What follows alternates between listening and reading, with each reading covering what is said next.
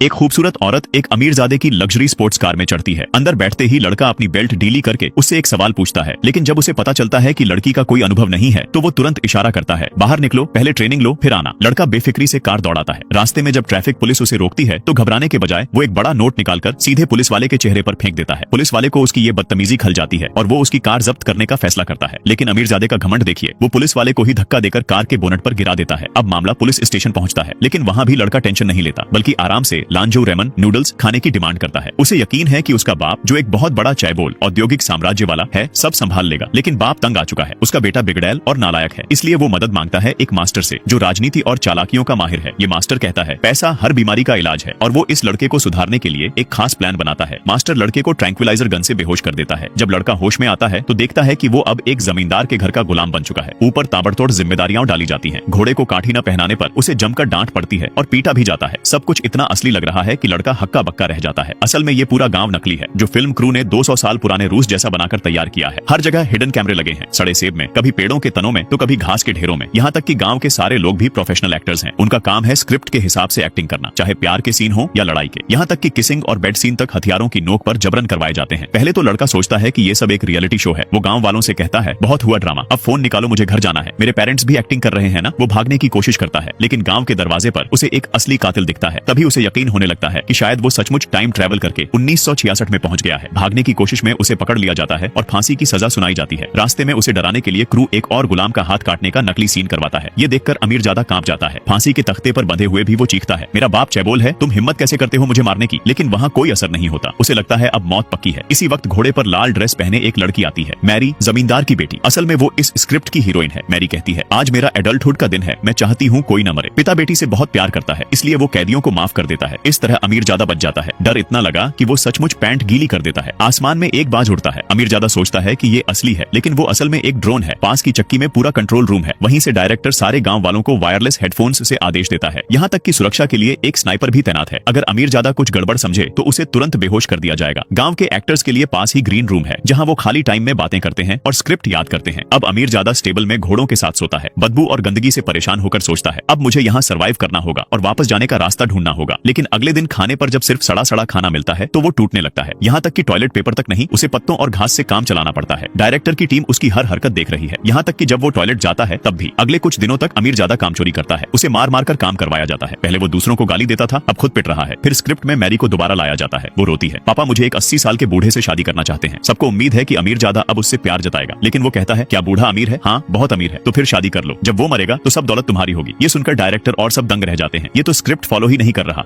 एक आदमी ने अपने कपड़े उतार दिए और हाथ सीने पर रख दिए। अचानक तेज रोशनी चमकी, वह जोर से खींचने लगा और उसके शरीर से एक बनियान जैसी चीज निकलने लगी। ये कोई साधारण बनियान नहीं थी। ये 1000 साल पुरानी एक पवित्र धरोहर थी, जिसे पहनने वाला तलवार और गोलियों से नहीं मरता, आग और पानी का असर भी उस पर नहीं होता, परंतु इसे हर कोई नहीं पहन सकता था। केवल इस्तांबुल का रक्षक ही इसके योग्य था। और यह व्यक्ति आका उस रक्षक की अंतिम पीढ़ी का सदस्य था। वह बिल्कुल गरीब लड़का था, न गाड़ी, न घर, न बचत। वह अपने पिता के साथ एक प्राचीन वस्तुओं की दुकान संभालता था। एक दिन एक महिला ग्राहक आई, जिसने एक फोटो एल्बम दिखाया। उस पर यही पवित्र बनियान का चित्र था। पिता ने कहा कि उन्होंने कभी यह कपड़ा नहीं देखा, पर आका ने तुरंत कहा कि उसने इसे शायद हमारे तहखाने में देखा है। पिता ने मना कर दिया और महिला चली गई। आका फिर भी जिद पर था, लेकिन पिता ने उसे डांट कर भगा दिया। अगले दिन उसका सबसे अच्छा दोस्त आया। दोस्त को किराया न देने के कारण मकान से निकाल दिया गया था। आका ने पिता से मदद मांगी, पर पिता ने साफ मना कर दिया। रात में आका चोरी छुपे तहखाने में घुसा और वह बनियान निकाल ली। वह इसे बेचने महिला के पास जाने वाला था। महिला ने कपड़ा देखते ही 7 अंकों की बड़ी रकम की पेशकश की। आका खुशी से सहमत होने वाला था, तभी पिता आ पहुंचे और उसे रोक लिया। तभी एक हत्यारा वहां आ गया। झगड़े में दोस्त पकड़ा गया और पिता गंभीर रूप से घायल हुए। पिता ने आका से कहा कि उसे ईस्ट स्ट्रीट के एक क्लिनिक ले जाओ, वही सबसे सुरक्षित जगह है। क्लिनिक पहुंचते ही डॉक्टर ने पिता को अंदर ले लिया और आका को बाहर रुकने को कहा। आका उन्हें पहचानता नहीं था और लगातार सवाल कर रहा था। तभी वहां मौजूद महिला ने आका को सीक्रेट पोर्ट ले गई। उसने देखा कि पिता के शरीर से गोली निकाली गई, लेकिन ज्यादा खून बहने के कारण पिता बच नहीं सके। डॉक्टर ने आका को सच बताया, वह बूढ़ा उसका असली पिता नहीं था। वे सभी लॉयल्टी गैंग के सदस्य थे और उनका असली मकसद आका की रक्षा करना था। आका इस्तांबुल का रक्षक था और उसे शहर की सुरक्षा तथा एक प्राचीन दुश्मन का अंत करना था। आका को विश्वास नहीं हुआ और उसने सबको पागल कहा। डॉक्टर ने बनियान पहनने को कहा। जैसे ही उसने पहनाई, बनियान चमकी, कांपी और आका के सीने में समा गई। एक विशेष चिन्ह बन गया। महिला ने पिस्तौल से गोली चलाई, पर आका को कुछ नहीं हुआ। उसने गोली को हाथ में दबाकर मोड़ दिया। महिला हिनाई ने बताया कि यह बनियान उसके पवित्र वस्त्रों में से एक है। अब भी स्वीकार नहीं कर पाया और घर भाग गया। पर घर के नीचे संदिग्ध लोग थे। वह पड़ोसी के घर से पता लगाता है कि वे उसी की तलाश में हैं। वह हथियार लेकर तैयारी करता है। तभी कहिनाई वहां आ पहुंचती है। दोनों अपने दोस्त को खोजने पार्क जाते हैं। हैं, पर वहाँ उसका मृत शरीर मिलता है। आका टूट जाता है और बदला लेने की कसम खाता है। कहिनाई बताती है कि उनका दुश्मन अमर कबीला है जो हजारों साल से बुराइयां करता आया है। पिछले रक्षक आका का असली पिता भी इन्हीं के हाथ मारे गए थे। अमर कबीले को खत्म करने के लिए 3 पवित्र वस्तुएं चाहिए: अमर तलवार पहचान के लिए, दैवी खंजर आत्मा नष्ट करने के लिए, और राक्षसी कवच तलवार गोलियों से अजय। तलवार दूसरे सदस्य के पास थी जिसे आका को पाना था। कहिनाई के साथ वह एक घर पहुंचा जहाँ एक आदमी ने खुद को रखवाले का बेटा बताया। उसकी माँ 7 साल पहले अमर कबीले के हाथ पागल हो गई थी। वह उन्हें माँ के पास ले गया। बूढ़ी महिला ने मुंह से एक अंगूठी निकाली। जैसे ही आदमी ने लेने की कोशिश की, महिला ने रोक लिया और बताया कि बाहर दुश्मन है। हथियार छीनकर वे बात कर ही रहे थे कि गोली चलने की आवाज आई। महिला ने एक हमलावर को मार गिराया और कहा कि भाग जाओ, दुश्मन की फौज आने वाली है। वास्तव में कई हथियारबंद लोग नीचे पहुंच गए थे। बूढ़ी महिला ने लोहे का दरवाजा बंद किया और बताया कि अंगूठी का रत्न एक इमारत में है। फिर वह दरवाजे पर पहरा देने लगी। कहिनाई ने खिड़की तोड़ी और आका को थप्पड़ मारकर होश में लाया। दोनों कूदकर भाग निकले। दुश्मन की गाड़ियों के टायर फोड़ दिए।